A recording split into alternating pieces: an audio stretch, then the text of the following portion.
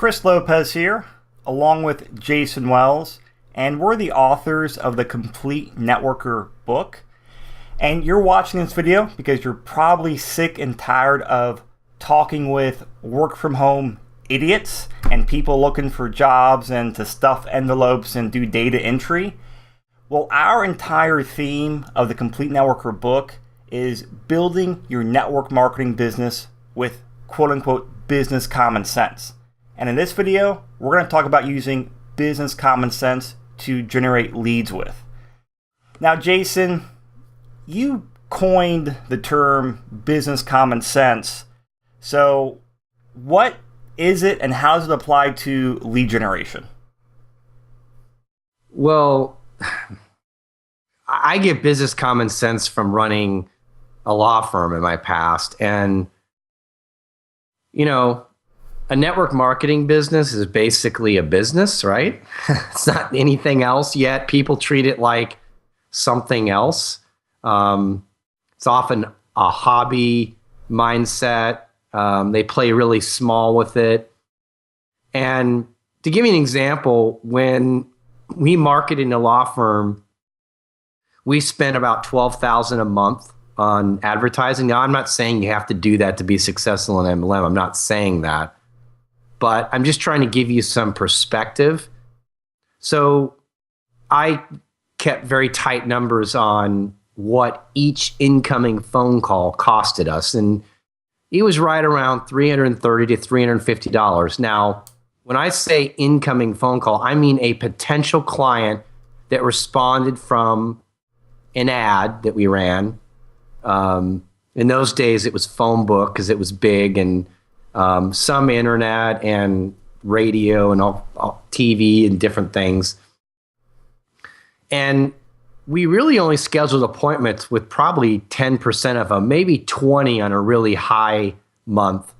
But so, okay, let's put that in perspective. So if we got 10 phone calls, you know, we spent $3,000 and we might only take one of them as far as a client or just an appointment. And some of those appointments we didn't take as clients. Now, we pretty much knew who we were going to take when we scheduled appointments because you get pretty good just taking information down. But you see my point here. We spent a lot of money on an incoming client. So common sense was we had to spend money and we had to put ourselves out there in order to get business. I don't really find that the case in MLM. And I think it's because a lot of people they're not business people, but they're trying to break into business. So they have common sense, but they don't apply that natural common sense to MLM. It's like it goes out the window. And so therefore there's no business common sense. I want to say before we move on, I wanted to really drive home a point because of something you touched on. Because I think the lead generation companies and industry in MLM have brainwashed a lot of people. So you said most of your ads were done through the phone book at the time.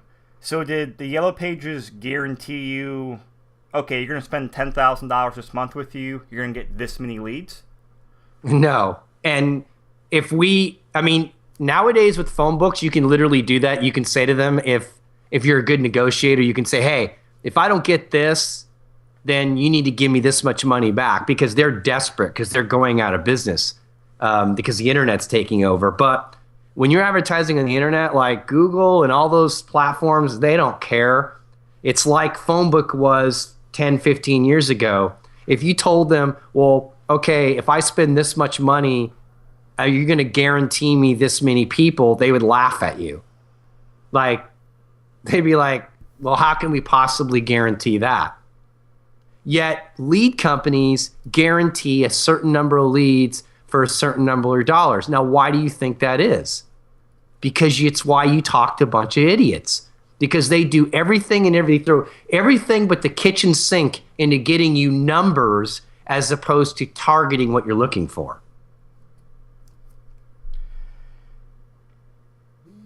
So the way we're running these marketing co-ops, can you, going along with that analogy, describe, expectations of what people can get from us versus what they're used to from lead companies. So I think it's important people understand that, because that will help them with long-term success with using our marketing co-ops and even just building their own business as they market themselves in the future.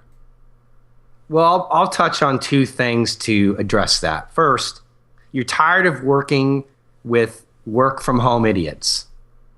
Sorry, but I can't think of a better term for the guy that's eating Cheetos, watching Jerry Springer, and you call him and there's like Jerry Springer blaring in the background.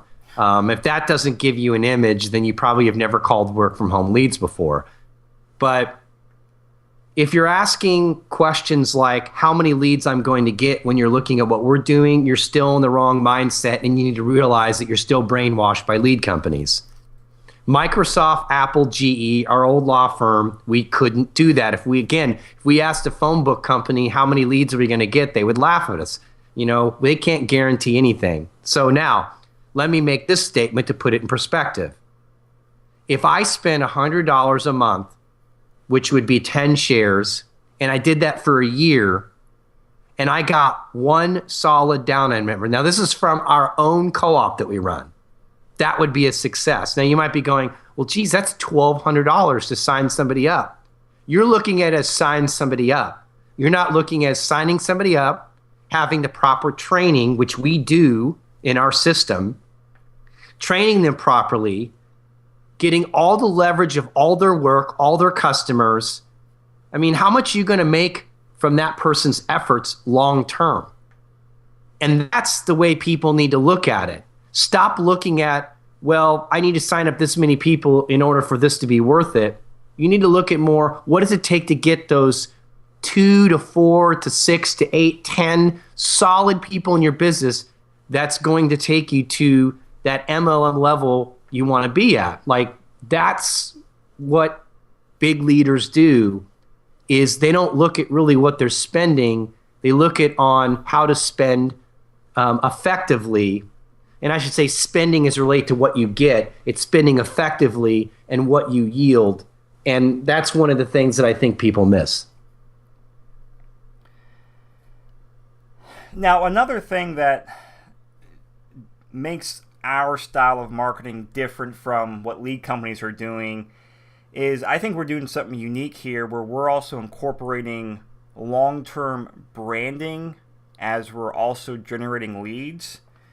Can you kind of dive into detail on that with people about how, what branding is and then how that works with doing our co-op? Well, we'll brand a website, and it's not like it's branding to the website. It's really branding to you, the person, purchasing the leads. And what I mean by that is, most lead generation companies, they jam a bunch of traffic onto a squeeze page that are often not compliant with most platforms. And when I say compliant, they're breaking the rules, and they eventually won't be able to do that anymore. And so they're jamming everything but the kitchen sink, like I said earlier, into something to generate you leads. The problem is when the people that don't opt in, the people that don't give their information, they're gone. With our campaigns, the downside is you're not jamming a bunch of people into a squeeze page and trying to generate leads, and you'll get less leads because of it. We're actually like tagging the visitors. So even though they may not opt in right away, when they come back, and that's what branding is getting them to come back, they'll opt in later.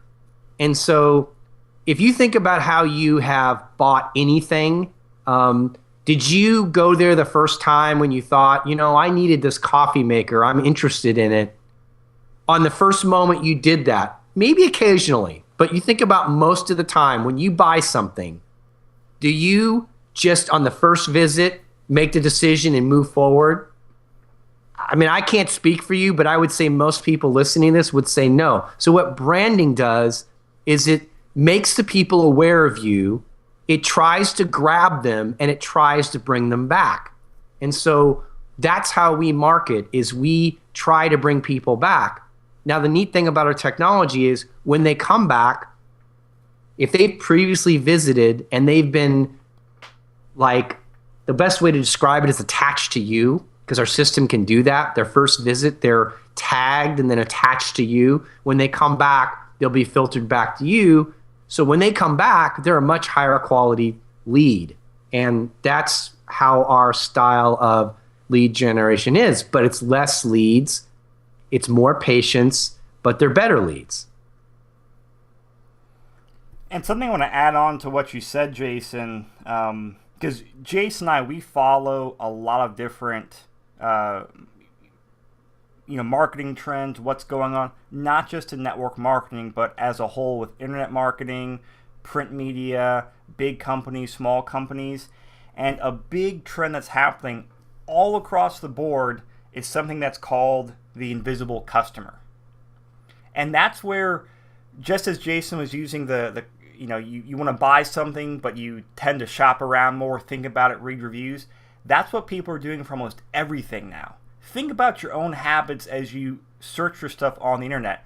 You go read reviews, you Google it, you look at different things, and usually you do all this before you even ever opt in or put your name and email address into anything. But when you do buy something, the companies that did things right on the internet, they get your business. And that's how we're running this co-op, is we're focusing on the trend that is happening right now, and that's towards the invisible customer. How do we get those people who are really searching for a solution to their problem? So we market to them, and then we tag them, as Jason said, and we continue to market to them, and we continue to do things to keep the website and keep you in front of the person. And so when that person does come through, you'll have a really high quality person to talk with. So you'll be going through a lot less numbers than you're used to if you've purchased leads, but you'll be having fewer conversations, but they'll be longer and higher quality conversations. So Jason, as we wrap this up, I think an important thing or a question that a lot of people have is, what budget should they run as far as buying shares, and how long do they need to stick with it? I mean, if you're in I want to try this out phase, like stick your toe in, $40-50 a month, but you're not going to really see anything on that. I'd say about $100 a month. And my attitude with this kind of stuff is a 12 to 24 month commitment. And I'm speaking from our own marketing inside and outside of MLM. When you and I do anything, Chris, we don't launch a website, try it out for 2 or 3 months, and if it doesn't work, we give up on it. You know, it's a 12 to 24 month commitment, and oftentimes it takes 6 months before we see anything, and 12 months before we begin to say, okay, this is starting to really take off. And that's been true with anything we've done, and we're successful, and there's others that out there that aren't. So the only thing that I can differentiate between us and other people when it comes to just this subject, which is lead generation, is that commitment for the long term and sticking with it. And I mean, you and I are just stubborn about that. It's a good thing to be stubborn about, is your commitment. So that's the thing that I think people need to go away from. That's the mindset. That's the expectation they need to have. And I think it's not just with leads. I think it's with anything. Very well said. So to move forward with this, you might want to re-listen to this video, go through the information, get more details, but more importantly, figure out a budget you can do, stick with it, and then commit to it for at least 12 months, as Jason was saying. And if you have any questions, contact our office and we'll do our best to get your questions answered.